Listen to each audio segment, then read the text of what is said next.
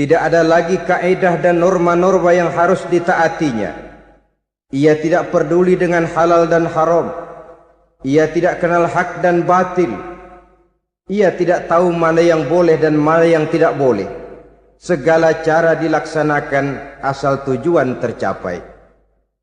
Maka lahirlah orang-orang yang mengambil jalan pintas dan potong kompas dalam usaha mencapai apa yang menjadi cita-cita dan tujuan dalam kehidupannya. Begitulah kita lihat dalam kehidupan ini. Yang di bawah ingin cepat naik ke atas, sementara yang di atas bertahan tidak mau turun dari tahta dan singgasananya. Maka terjadilah benturan-benturan nilai dan kepentingan. Terbentuklah klik, klan, grup, dan sindikat-sindikat yang menyerupai mafia, di mana nilai objektivitas sudah sangat sulit ditemukan. Yang celakanya lagi, lahirlah budaya jilat-menjilat, upeti, dan lain sebagainya, asal tujuan bisa tercapai. Sementara itu yang miskin ingin cepat menjadi kaya, sedang yang kaya ingin menjadi lebih kaya lagi. Kalau boleh tidak hanya sekedar dia saja yang kaya, anaknya harus kaya, cucunya tidak boleh miskin dan kere, bahkan cucu daripada cucunya pun harus jadi orang-orang kaya. Ini keinginan yang wajar. Setiap orang tua tentu tidak ingin meninggalkan anak cucunya dalam keadaan miskin dan terlunta-lunta. Yang tidak wajar kalau keinginan itu membuat orang lalu menghalalkan segala macam cara, menyalahgunakan fasilitas yang dimilikinya, apalagi kalau dia berada dalam satu posisi di mana seharusnya dia memberikan contoh dan keteladanan. Maka akibatnya timbullah krisis wibawa, yang dari krisis wibawa ini mengendorlah disiplin. Sesungguhnya orang lalai, orang tidak mau berdisiplin karena di mukanya, di matanya, dalam pandangannya tidak ada lagi orang yang dianggapnya berwibawa. Dan wibawa itu hilang oleh karena orang merasa tidak ada keteladanan yang patut dijadikan contoh dalam kehidupannya. Inilah sesuatu yang kurang dirasakan di zaman kita sekarang ini. Bukan kurangnya teori, bukan kurangnya segala macam kaedah dan dalil, tetapi yang kita rasakan sekarang ini kurangnya contoh dan keteladanan dari orang-orang yang seharusnya memberikan contoh dan keteladanan itu. Berangkat dari sejarah dan kehidupan Rasulullah sallallahu alaihi wasallam, keberhasilan yang beliau peroleh, salah satu dasar utamanya ialah satunya kata dan perbuatan. Tidak bermental ganda, tidak bermain minyak di atas air, tidak menggunting dalam lipatan. Lidahnya adalah hatinya, ucapannya adalah perbuatannya, dan apa yang beliau ajarkan kepada orang lain, beliaulah pelaksana pertamanya. Saudara-saudara kaum muslimin rahimakumullah. Sementara itu pada sisi lain, yang miskin ingin cepat menjadi kaya, maka ia terjebak dalam prinsip tujuan menghalalkan cara apapun saja dilaksanakan asal dia bisa segera menjadi kaya. Maka salah satu jalan yang banyak dilaksanakan orang untuk mencapai kekayaan tanpa harus peras keringat dan banting tulang seperti umumnya orang adalah melalui satu jenis permainan yang umumnya kita kenal dengan nama judi. Ada dua bentuk dan pola daripada judi. Walaupun seiring dengan kemajuan ilmu pengetahuan dan teknologi canggih, peradaban manusia semakin tinggi, maka jenis macam judi yang dimainkan oleh manusia ikut-ikut menjadi canggih. Tetapi pada umumnya ada dua jenis macam judi itu. Pertama, ada judi yang dilakukan secara langsung, dalam arti seorang petaruh berhadapan dengan bandar atau orang berhadapan dengan orang. Dari judi yang dilaksanakan secara langsung ini, efek negatif yang segera bisa kita lihat dengan nyata. Pertama, timbulnya rasa dendam dan permusuhan. Walaupun orang nampak duduk berhadap-hadapan, Walaupun kelihatannya mereka tertawa satu sama lain, tapi yakinlah itu cuma sekedar kulit saja. Pikiran yang ada dalam benak tiap-tiap orang yang terlibat dalam perjudian tidak lain ialah bagaimana saya bisa mengalahkan lawan main saya. Akibatnya tentu bisa kita pastikan, akan timbullah dendam dan permusuhan bagi yang kalah, akan timbullah rasa sombong dan menganggap remeh orang lain bagi yang menang. Yang kedua, lalainya orang kepada apa yang menjadi tanggung jawab dan kewajibannya. Orang bisa lupa kepada anak dan istri. Kalau kepada anak dan istri saja sudah bisa lupa, apalagi kepada yang lain, sebab anak dan istri memang merupakan bagian daripada kehidupan kita. Konon lagi saudara, konon lagi keluarga yang lain, anak istri saja bisa terlupakan oleh penyakit dan permainan yang bernama judi ini. Yang ketiga, hilangnya rasa sayang kepada harta. Harta yang didapatnya dengan peras keringat dan banting tulang. Mungkin pergi pagi dan pulang sore. Setibanya dia di meja judi, apalagi uang tadi sudah bertukar dengan dalam bentuk koin, maka rasa sayang kepada harta itu tidak akan pernah ada lagi. Tetapi saudara-saudara, bagaimanapun juga, judi dalam artian langsung semacam ini hanya melibatkan orang-orang tertentu. Artinya selektif. Ada judi yang lebih berbahaya daripada jenis ini, perjudian massal. Taruhlah roulette dan kasino itu judi. Tetapi judi jenis roulette dan kasino ini bahayanya hanya untuk orang-orang tertentu yang memang sudah mapan, kelompok elit. Masa iya bocah angon di kampung main roulette?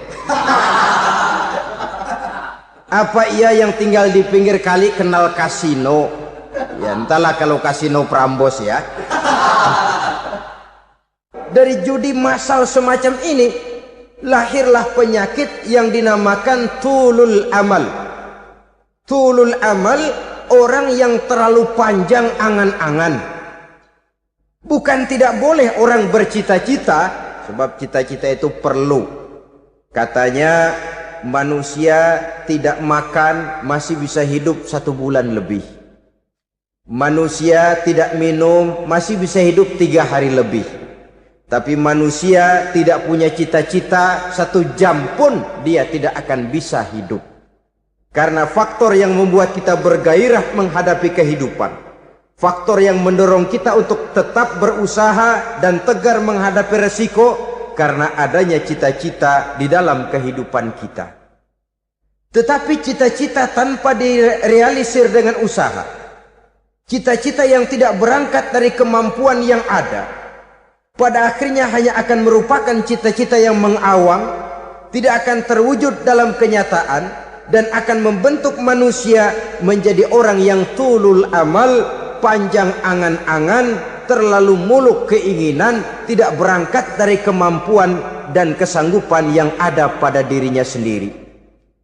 Maka penyakit inilah yang telah menghasilkan dan melahirkan penghayal-penghayal kelas berat, tukang-tukang ngelamun kelas tinggi yang hidup di angkasa luar.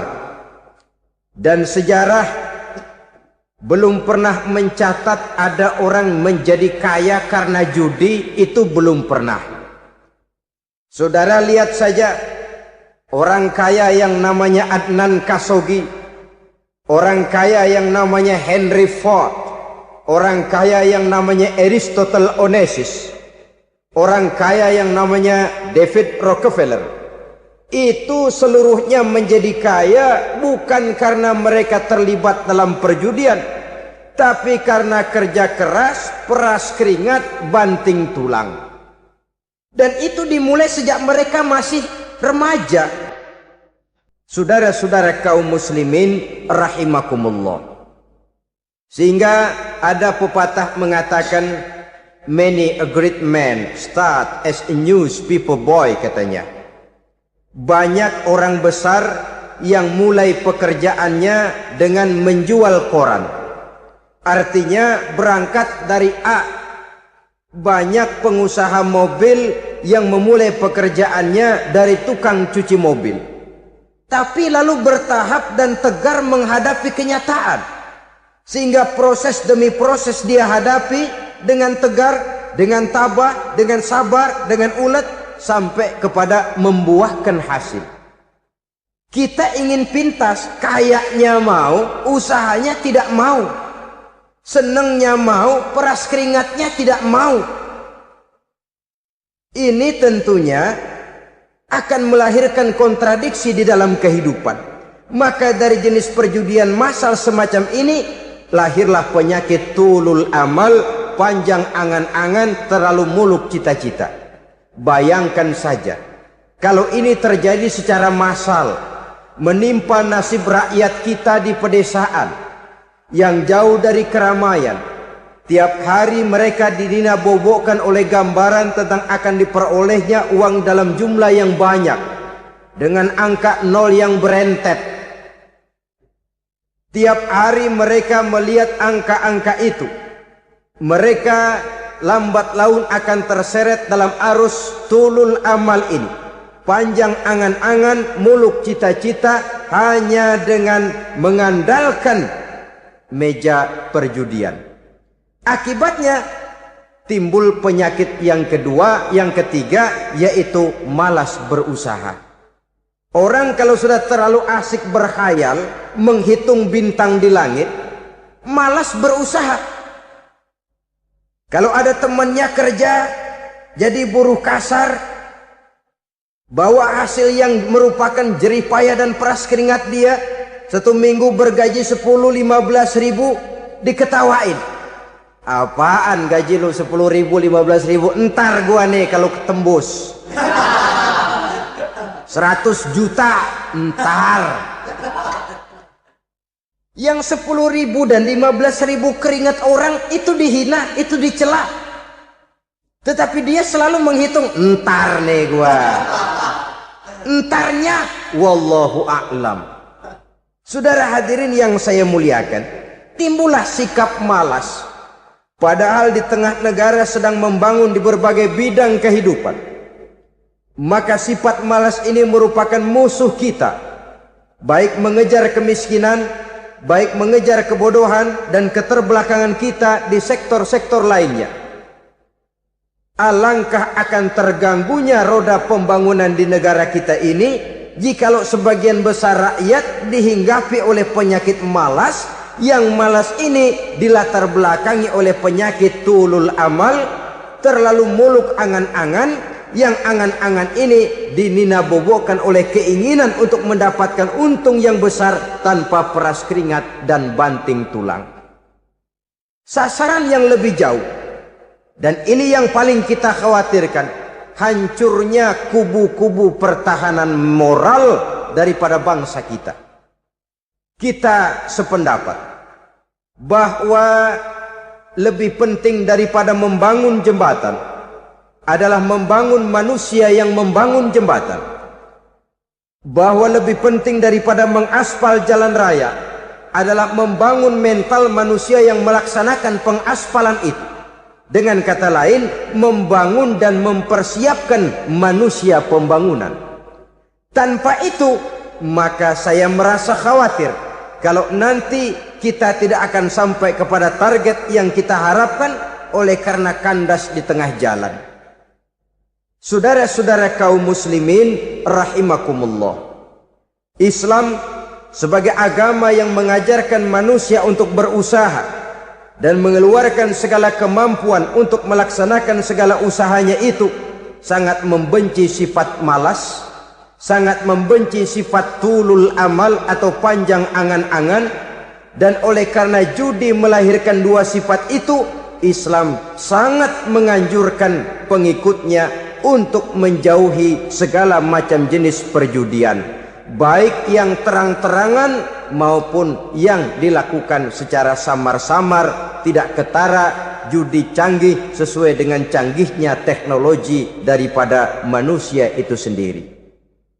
Ini adalah penyakit yang meracuni masyarakat manusia dari sejak berpribadi, bertetangga, berumah tangga, sampai kepada berbangsa dan bernegara. Dan kasus-kasus yang timbul sudah cukup banyak, yang tidak mungkin lagi kita katakan hanya sekedar bersifat kasuistis, bersifat kasus-kasus kecil saja. Sebelum riaknya naik ke permukaan, marilah kita membuat benteng untuk masing-masing pribadi muslim memelihara dan menjaga diri, jangan terseret dalam permainan yang bernama judi, apapun bentuknya, bagaimanapun cara dan ragamnya. Karena jelas bahayanya lebih besar daripada manfaatnya. Taruhlah kita barangkali kemarin-marin hanyut dalam arus perjudian, tetapi hendaknya kita bisa mengambil pelajaran bahwa seorang mukmin adalah seorang yang apabila dia melakukan kesalahan, dia segera sadar, dijadikannya pelajaran untuk tidak diulanginya lagi pada masa-masa yang akan datang. Dengan sikap semacam itu, kita tidak lagi akan mengulangi kesalahan-kesalahan lama, dan grafik kehidupan kita dari hari ke hari akan makin menunjukkan hal-hal yang baik dan positif adanya. Saudara-saudara kaum muslimin rahimakumullah, kalau ABRI masuk desa, rakyat beruntung. Kalau jaksa masuk desa, rakyat bahagia. Kalau koran masuk desa, rakyat ikut jadi cerdas. Tapi kalau judi masuk desa, rakyat kiamat. Pembangunan akan terbengkalai, roda perekonomian akan lesu.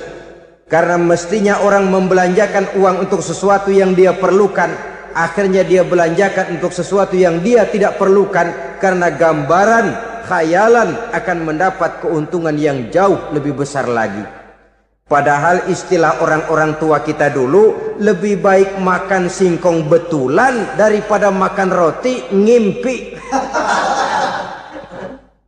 Artinya uang yang 1.000-2.000 rupiah itu lebih baik dibelikan beras, dimasak, makan bersama anak dan istri, terasa nikmat dan halalnya, ketimbang beli kertas lalu ngelamun, menghayal, menghitung yang bukan-bukan. Itu kertas dibolak madep mulon, dibolak madep mudik, diputar sana, diputar sini, akhirnya palanya ikut muter. Kira-kira apa yang cocok?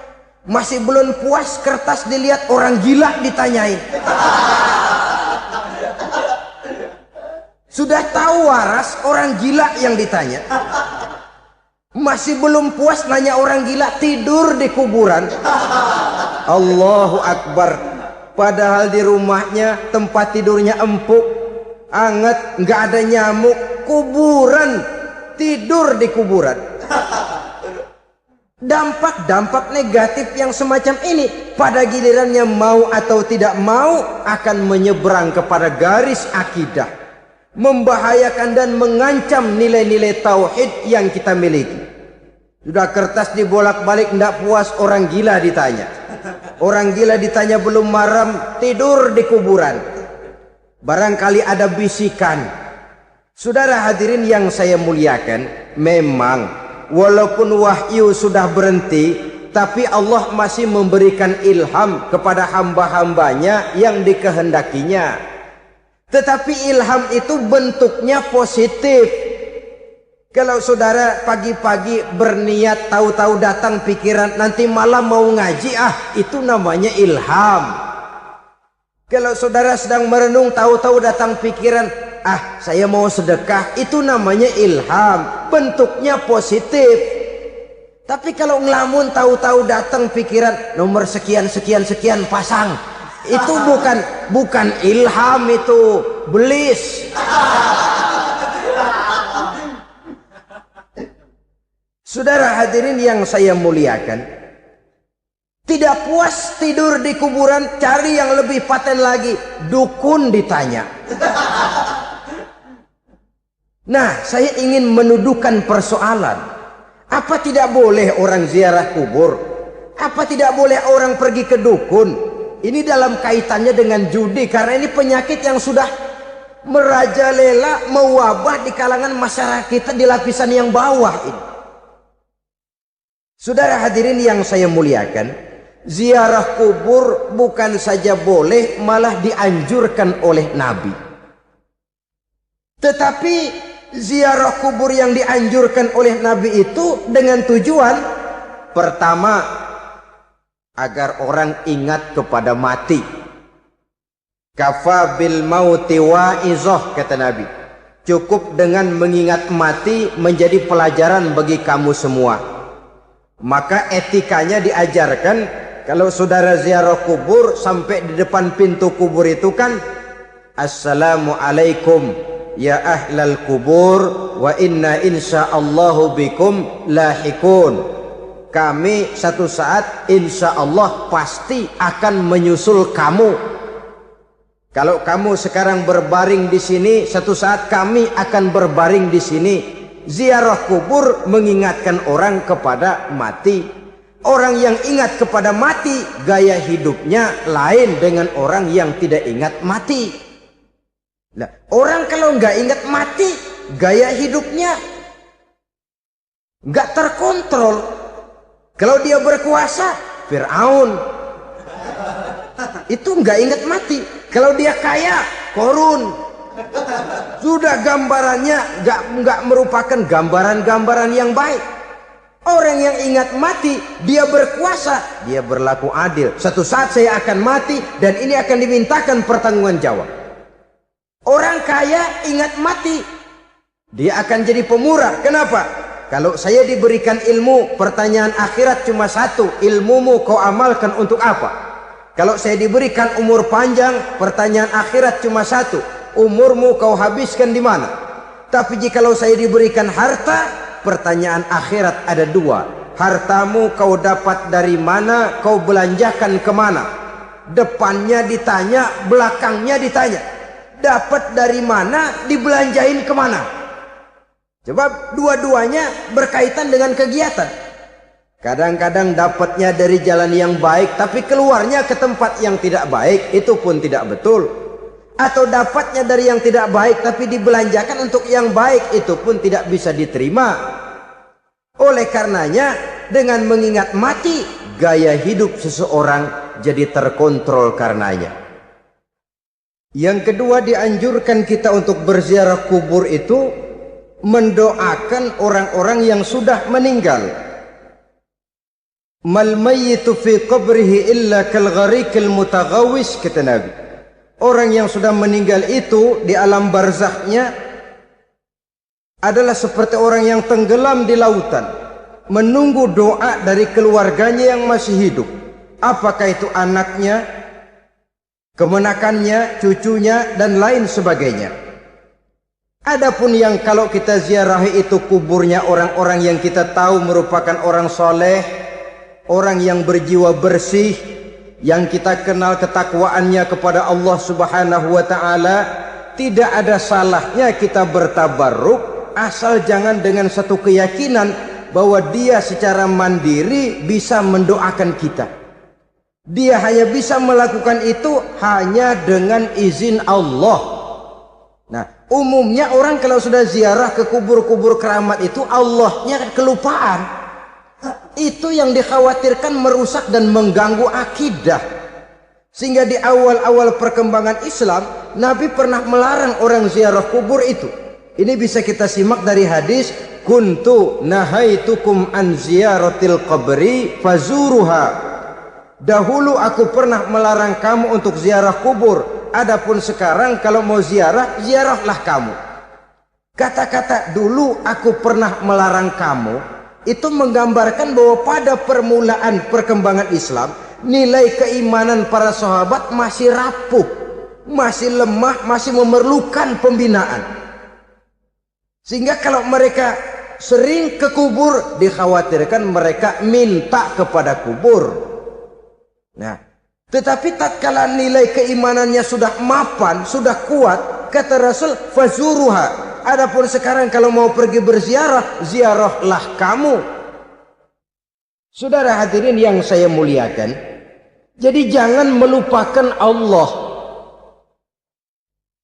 Saya bisa saja berkata, kalau saya misalnya pakai cincin, lalu saya bilang, saya Sejak pakai cincin ini, jangan anak gadis, nenek-nenek ngelihat saya lemes. Atau sejak pakai cincin ini, dagangan laris bener.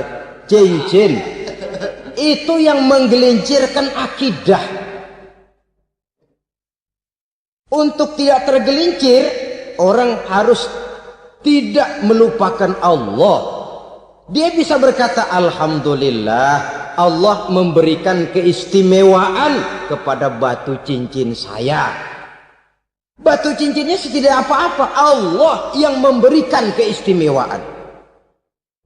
Ini dalam bentuk yang langsung. Dalam bentuk yang tidak langsung kita bisa lihat, misalnya kalau petani ditanya, oh ini bisa panen besar ini rahasianya apa Pak? Oh, pupuk urea, pupuk urea.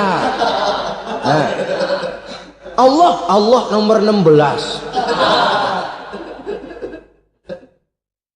Seorang petani yang baik keimanannya, dia akan berkata, kami bisa panen besar karena izin Allah. Lah, kalau pupuknya mah pakai pupuk urea, izin Allahnya dulu, baru kemudian pupuknya nyusul. Jadi sebenarnya bukan cuma pergi ke dukun yang bisa merusak keimanan, pergi ke dokter juga bisa loh merusak keimanan. Kalau berkeyakinan bahwa dokter itulah yang memberikan sembuh, kenapa akidah saudara tidak tergelincir karenanya? Dokter hanya memberikan obat dan resep, sembuh itu datangnya dari Allah. Ini yang diungkapkan lewat lisan Nabi Ibrahim alaihissalam, wa idza maridtu fahuwa yashfini. Apabila aku sakit, dialah Allah yang memberikan sembuh. Memberikan sembuh. Jangan juga menyalahartikan ayat ini. Ada ayat begini sakit, terus nekat. Udah nggak usah berobat dah, memang penyakit dari Tuhan, ntar waktunya baik ya baik ya. Udah, ampek terus dah. Orang yang berobat saja belum tentu sembuh, apalagi yang tidak berobat.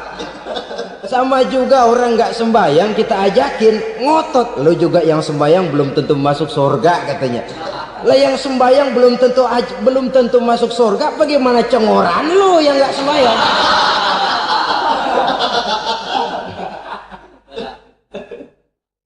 Saudara hadirin yang saya muliakan, kaum muslimin yang berbahagia. Jadi dengan demikian, maka jangan menghilangkan Allah. Kita, ajaran pokok dalam Islam adalah ajaran tentang tauhid. Nah, tauhid ini menyangkut mengesahkan Allah, baik di dalam zatnya, baik di dalam sifatnya, baik di dalam perbuatannya, baik di dalam beribadah kepadanya. Tauhid dalam ibadah itu ada. Tauhid dalam zat artinya zat Allah itu tidak tersusun, tidak terdiri dari bagian-bagian yang bisa dipecah-pecah. Ya seperti kita ini kan ada kepala, ada kaki, ada tangan. Allah tidak tersusun zatnya dari bagian-bagian. Esa zatnya tidak bisa dibagi-bagi. Esa sifatnya artinya Allah itu sifatnya tidak pernah berubah. Sejak dahulu sampai sekarang, Allah itu cinta kepada orang beriman yang melakukan kebaikan. Dan Allah benci kepada orang kufur yang melakukan kejahatan. Mustahil satu saat Allah berubah. Orang kufur yang berbuat kejahatan didemenin, orang mukmin yang berbuat kebaikan dikeselin. Misalnya tahun 2000 Tuhan giliran jengkel sama orang mukmin. Itu mustahil, dia esa di dalam sifatnya. Lain dengan sifat kita manusia. Sifat kita ini kan relatif. Ada saatnya kita senang, lain saat yang kita senang betul kita caci maki. Hari ini kita caci maki, besok kita puji. Lihat teman kaya, habis kita omongin, boleh jadi dia kaya. Kenapa? Dukunnya 36.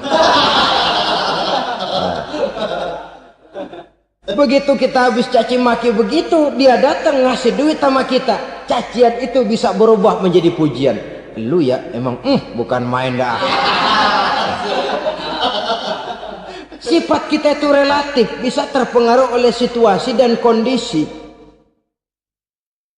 Saudara hadirin yang saya hormati, kaum muslimin yang berbahagia, Allah juga esa di dalam perbuatannya. Artinya di dalam menciptakan apapun yang akan diciptakan oleh Allah, di dalam melakukan apapun yang akan dilakukan oleh Allah, tidak terikat kepada faktor lain, tidak memerlukan bantuan lain. Dia adalah mutlak. Nah, kemudian kita mengesahkan Allah dalam zatnya, mengesahkan Allah dalam sifatnya, mengesahkan Allah dalam perbuatannya, belum tentu berarti kita mengesahkan Allah dalam ibadahnya. Sebab banyak orang yang yakin betul Allah itu esa, teguh dengan pendiriannya. Tuhan lu siapa? Allah. Allah bagaimana? Esa. Bagaimana kalau dua? Kagak. Tiga? Enggak. Mantap. Soal tahlil paten. Tapi dalam ibadah kadang-kadang dia tidak mentauhidkan Allah. Ini makna wa ma umiru illa liya'budullaha mukhlisin. Kami tidak memerintahkan kepadamu kecuali untuk beribadah kepadaku, kata Allah, dengan ikhlas. Beribadah kepada Allah dengan ikhlas itu artinya apa? Beribadah hanya untuk Allah saja. Nah, kalau hanya untuk Allah saja, lalu kita minta berdoa di depan kuburan orang yang soleh, apa syirik? Tidak syirik.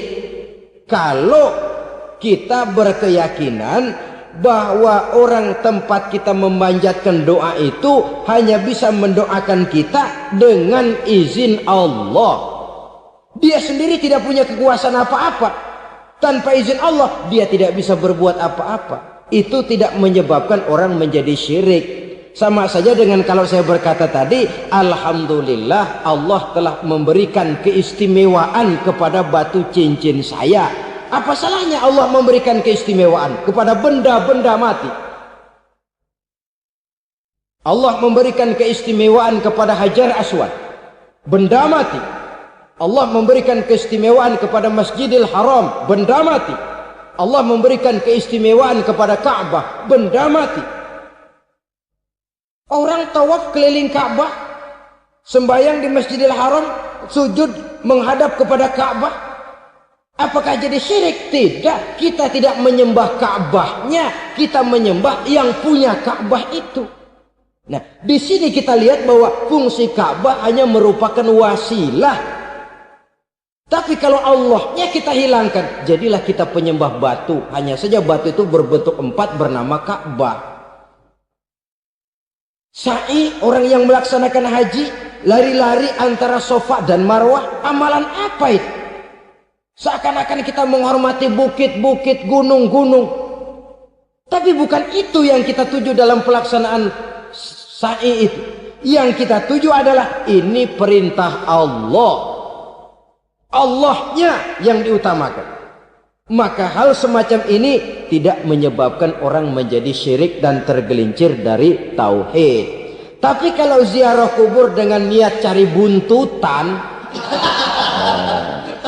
cari nomor yang cocok, ini niatnya saja sudah salah.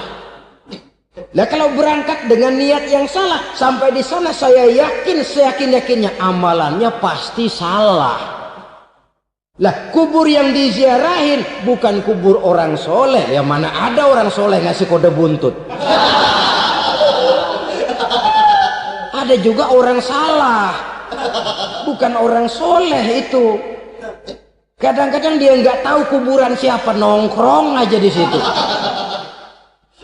Memang sulit, saudara-saudara. Mental ya, namanya mental. Kalau memang mental sudah mental judi, apa saja bisa dijudiin.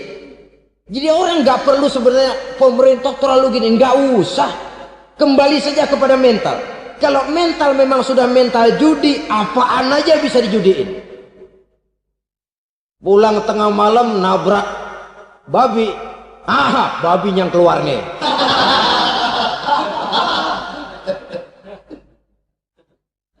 Mobil lewat nomornya bisa dijudiin. Bajai lewat, bajai bisa dijudiin. Mental.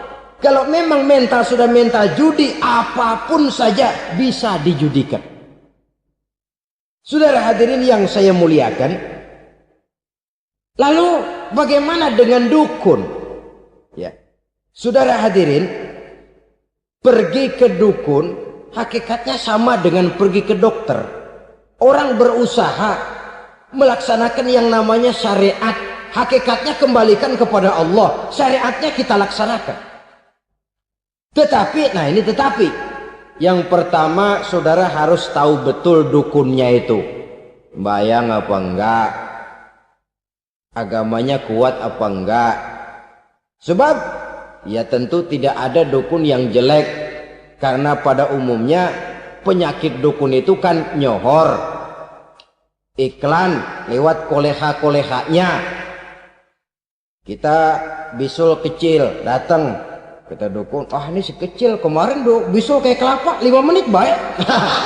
5 menit padahal kemarin kagak ada yang datang. Diolah sedemikian rupa supaya orang mantap. Jadi jangan asal sembarangan. Kadang-kadang lihat potongan dukunnya aja kita ngeri. Mukanya sudah kremot, nggak pernah tersentuh air wudhu. Jangankan air wudhu, mandi aja jarang. Yang kayak begini yang dipegang mati-matian, yang dipercayai habis-habisan, akan kita kemanakan tauhid kita ini? Apalagi kalau perginya sudah dengan niat mencari nomor yang jitu. Itu saya katakan lagi tadi, berangkat saja sudah dengan niat yang salah. Orang berusaha silakan. Sama juga kita ke dokter. Oleh dokter kan setelah diperiksa penyakit kita, lalu dianalisa, oh ini penyakitnya ini. Kemudian diberikan obat. Lah, obat itu kan tentu ada aturan minumnya tuh. Yang kapsul ini sehari 3 kali, yang tablet ini sehari 2 kali. Kalau kita minumnya kelebihan, overdosis namanya. Saking pengen cepet baik, sekali minum 10 tablet. Ya memang nggak sakit-sakit lagi, tapi nggak hidup sudah. Habis. Kita pun dalam melaksanakan amalan hidup beragama begitu. Saudara datang kepada kiai, orang-orang soleh, meminta amalan, wiridan, itu jangan sampai overdosis.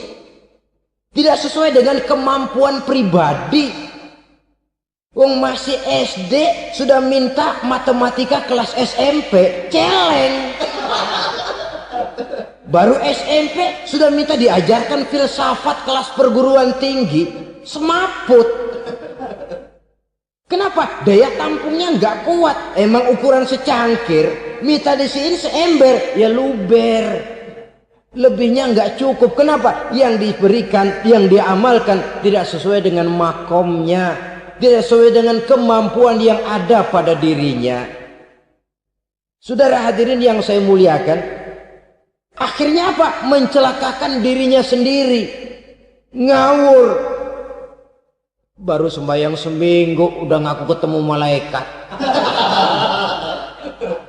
Sembahyang ditemenin malaikat lah, sembahyang baru seminggu mulai tuh malaikat iseng amat. Ya walaupun kalau Allah izinkan tidak mustahil, tapi kan tidak logik. Orang yang melaksanakan ibadah puluhan tahun memerlukan riyadhah dan latihan, khusyuk dan tawadhu, penuh tazallul, merendahkan diri di hadapan Allah, belum tentu mendapat karunia yang semacam itu. Saudara hadirin yang saya muliakan, jadi dengan kata lain, yang pertama lihatlah dulu kualitas dukun yang akan saudara datangi itu. Ini kualitas black apa kualitas white, aspal apa cat putih, sehingga jangan sampai kita salah pilih. Sebab biasanya orang kalau sudah hanyut di kali, rumput pun dia pegangin. Dia tahu kalau rumput tidak akan bisa menahan bobot badannya, tapi karena posisinya posisi terjepit, rumput pun dia pegang. Ini satu gambaran psikologis betapa orang dalam keadaan panik, kepepet, kejepit, yang tidak mestinya dipegang pun akan dipegangnya juga. Walaupun dia tahu itu tidak akan bisa menahan bobot badannya, namun dipegangnya juga. Oleh karenanya, yang pertama, lihat dulu kualitas dukunnya. Yang kedua, saudara-saudara, jangan berkeyakinan bahwa dukun itulah yang memberikan permintaan saudara. Si dukun hanya bisa dengan izin Allah. Nah ini kuncinya. Kalau izin Allahnya dihilangkan, dan ini yang jarang. Biasanya kalau kita diajak ke dukun, di sono aja no paten banget. Abah ano, abah ini, abah ano, abah-abah. Lah, lalu pikiran kita kan terfokus. Dikala itulah kita mulai menyampingkan Allah. Di situ yang dikhawatirkan nilai tauhid kita jadi tergoyah karenanya. Bahwa orang yang kita datangi, yang kita kenal kesolehan dan ketakwaannya, hanya bisa memberikan pertolongan dengan izin Allah. Dengan izin Allah dia doakan kita dan doanya kabul. Dengan izin Allah dia penuhi hajat kita dan hajat kita jadi terlaksana, jadi kenyataan dengan izin Allah. Sebab Allah itu memberikan keistimewaan. Ada waktu istimewa, ada tempat istimewa, ada jam istimewa. Kenapa sih sedekah hari Jumat dengan sedekah hari Kamis pahalanya kok lebih besar hari Jumat? Karena itu waktu istimewa. Kenapa untuk sembahyang sunnah dianjurkan sepertiga malam yang terakhir? Karena itu waktu istimewa. Kenapa doa di multazam, di dekat Hajar Aswad, di Hijr Ismail, di Raudhah dikabulkan Allah? Karena itu tempat istimewa. Memang kadang-kadang ada orang berkata, kalau mau berdoa kenapa mesti di kuburan wali? Di rumah juga berdoa, Tuhan dengar. Betul, Tuhan dengar, bahkan tidak berdoa pun Allah tahu isi hati kita. Tapi soal dikabulkan atau tidak, itu hak Allah. Dan Allah memberikan fasilitas kepada tempat-tempat tertentu dan istimewa. Dan itu diajarkan oleh Nabi. Di Raudhah perbanyak doa. Kenapa? Itu tempat yang mustajabah. Artinya Allah memberikan keistimewaan kepada tempat-tempat tertentu. Dalam konteksnya dengan ini, makom para aulia, para wali, para ulama soleh, tidak ada salahnya kita berdoa di sana, bertawassul. Bukan meminta kepada si kiai, bukan meminta kepada si ulama, bukan meminta kepada si wali, meminta kepada Allah. Melalui tempat yang orangnya kita yakin dekat dengan Allah. Walaupun Allah tidak memerlukan perantara, itu jelas. Allah tidak memerlukan calo, memang. Tapi Allah menyediakan waktu dan tempat-tempat istimewa. Itu harus kita manfaatkan untuk mendekatkan diri dan berdoa kepadanya. Saudara-saudara kaum muslimin rahimakumullah. Saya kembali dalam konteksnya dengan dukun yang akhir-akhir ini jadi populer karena merajalelanya judi sampai kepada desa-desa, pedesaan-pedesaan terpencil, yang akibatnya menjauhkan orang dari nilai tauhid.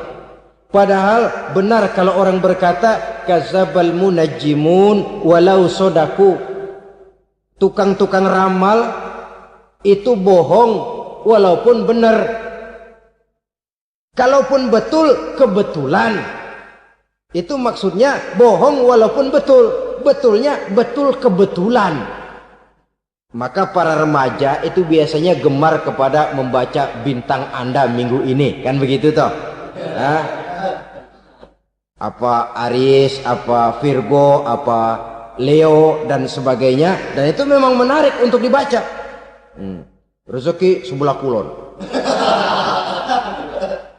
Asmara anget. Saudara hadirin, hal yang semacam ini boleh saja untuk dibaca, tapi tidak untuk diyakini kebenarannya. Boleh saja untuk dibaca, tapi tidak untuk diyakini kebenarannya. Karena meyakini kebenarannya sama saja dengan mendahului Allah.